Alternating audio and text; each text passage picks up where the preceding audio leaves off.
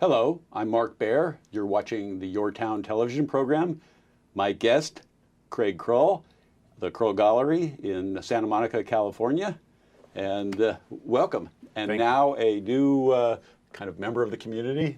Yes. Inching up here as much as you possibly can. Yes, I just bought a house last year and I'm so happy to be here. So we're gonna just start in. We've been known each other for a long time, over many years, and recently at the Los Angeles County Museum of Art, Carlos Almaraz, his big show Playing with Fire, has just happened. And you're going to do a subsequent show called Domestic with Elsa Flores Almaraz and Carlos Almaraz. Yes. What we were saying before we went on air is how interesting it is to see somebody in their life see the art created at the time, and now it's in the institution and memorialized. Yes, it seems like it just happened, but it didn't happen overnight. It was a very, very long process. And as you know, I worked with Jan Turner in the 80s, who was the gallery that represented Carlos the last 10 years of his life. He died in '89. And I was very fortunate to work with him. I mean, Carlos is an artist like very few artists I've ever worked with. He's a shaman, he's a mystic, he's a spirit. He has this legendary kind of quality to him that you just feel a presence when he walked into the room. He was a very special person. And I worked with him till he died in '89, and now it's 2017, almost, what's that, 30 years after he died. Finally, his retrospective is happening at LACMA, and I'm doing an exhibition with the estate, with his work and his wife Elsa's work. It's called Domestic. It's work that they created together in the studio, and it has a lot of domestic qualities, you know, paintings of interiors of the home and paintings that hung in their home. So that's what we're doing, and all of this is part of what's called PST LA, and that is the Getty has an initiative called Pacific Standard Time, which they've already done 2 iterations of that in the past. This is the 3rd, which is called LA, which is Los Angeles, Latin America. And all the museums and galleries in town are doing shows that demonstrate LA culture relationship to Latin American culture, which is obviously a big one. So the LACMA's show and my show are part of that designation. So just before we move on, let's just stick with Carlos a second, because again, the quality of what stands out the most to me is I'm thinking of like some of the little waterfalls and something. It's as if the guy just left the room. Yes. There's something about Carlos Almaraz painting that there's a freshness and a crispness that it's as if he just walked out of the room. And you know, for the audience who doesn't know, his most iconic symbol was the burning car crash. And so I said, you know, Carlos, how did you get that? And it was the sacrifice. He's always going back to the roots of the tribal sacrifice, but this was the urban sacrifice with the car crash. That's very well put. And he had a lot of explanations for the car crash. Being a Chicano, he saw it as a culture clash as well. And there's a very, you know, deep-rooted car culture in Chicano culture. Absolutely. The painting of cars and the lowriders. And he also saw it as a Frankenstein image, like we've created this monster that once we get into the monster and become the monster, we're a different person. And you know how that happens, especially in LA with road rage. You get in a car and you flip people off and you honk and you yell, and that's not who we really are in a way. We become something else when we get behind the wheel. Not everyone, but it does happen. And the other thing that's great about the car crashes, for me, is there is this quality of, there's a very famous painting by Peter Bruegel called The Fall of Icarus, where Icarus is falling in the water and there's a plowman in the central focus of the painting, as if to say, you know, life goes on. Not even looking at Icarus. Not even looking, and there's Icarus with his very tragic fall into the ocean. He's a little figure. And there's also the great Yves Klein Leap into the Void photograph, where Yves Klein is jumping out gloriously into space, or into the street of Paris, and there's a little bicycle rider going by as if nothing's happening. So the same kind of thing happens when you're in a car in LA and there's a car crash. We're driving along and people slow down and look, but someone's life is ending. it's a tragedy right there. And that kind of dichotomy of mundane and tragic is what's also encapsulated in the car crashes. It's and then there's something that amazingly magical about art that, say, like a David Hockney. When I see a swimming pool in L.A., I'm looking at a Hockney. Yeah. And when I see Echo Park, I'm looking at an Almaraz. Well, you're hitting all the right buttons, because William Wilson said the exact same thing maybe 30 years ago in a review of Carlos's work. He said the quintessential L.A. is a David Hockney pool, a Peter Alexander sunset, and a Carlos Almaraz car crash. So they are quintessential L.A.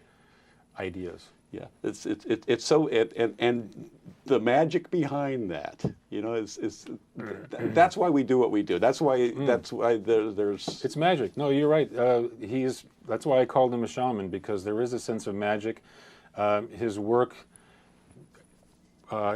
images and figures float in space, almost like Chagall had people floating in space, and he often put curtains on the side of his paintings and drawings to suggest all the world's a stage and we're looking at actors. And Carlos often depicted himself as a jester, which is the kind of figure that, you know, all the way back into medieval times, the jester played the fool, but essentially he was the smartest one in the room.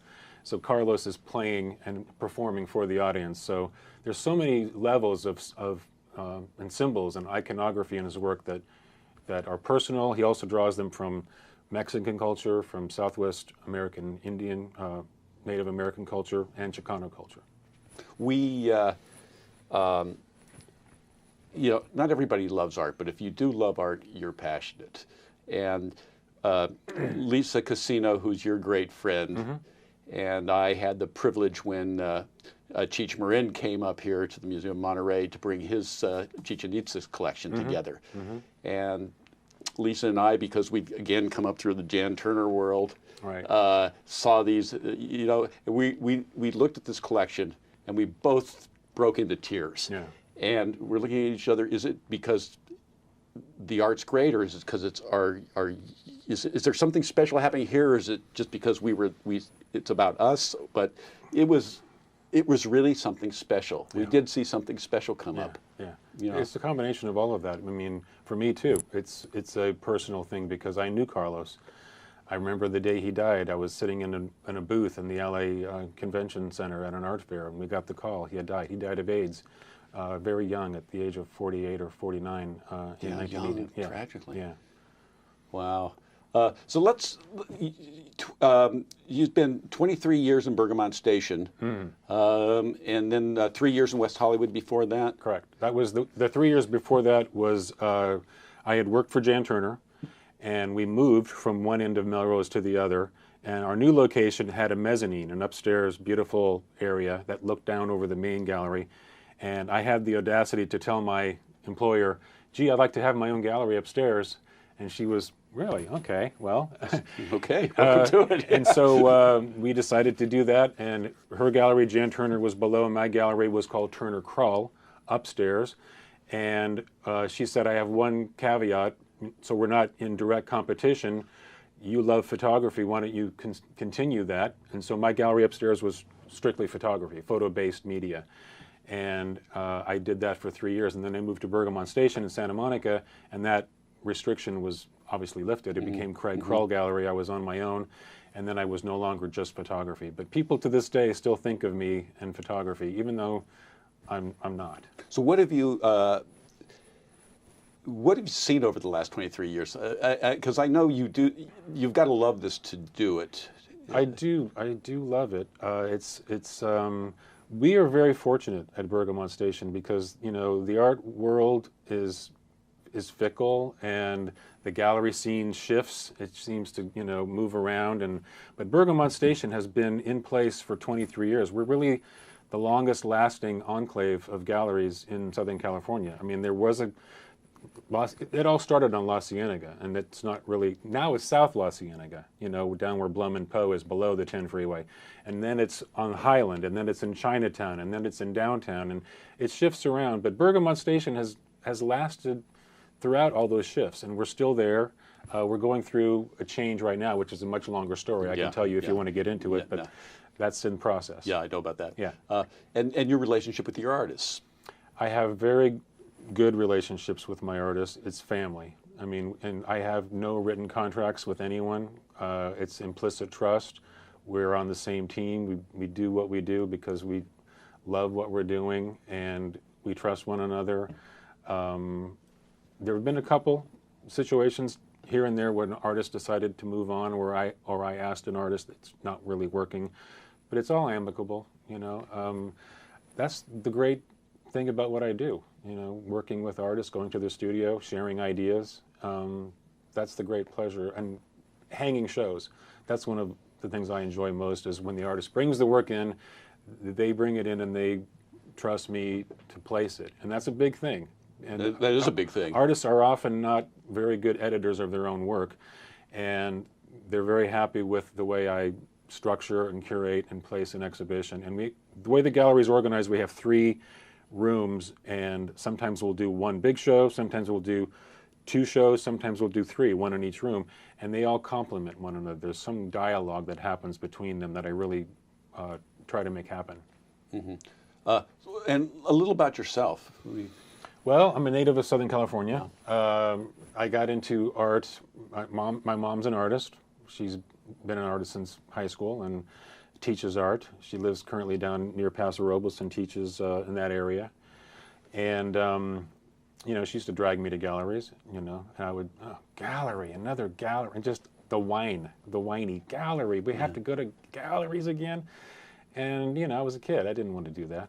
But somewhere along the line, it sunk in. And then I got to high school, and I would go to my local community college and just sit for hours in the art history department, and just, it was a sense of wonder. I mean, I remember my first loves were pre-Columbian art, Minoan art, the caves of Lascaux, and ceramics of Picasso and Miro. Those things, I had the books all over, and I was just devouring it. And then I became an art history major, and I worked for other dealers when I was younger. That's how you get your education, you know, by the mentoring, that working for other dealers, learn how the business is run. I was working on a master's at UCLA in art history, and I took a job in the summer at Ace Gallery, the infamous Ace Gallery. I remember Ace, yeah.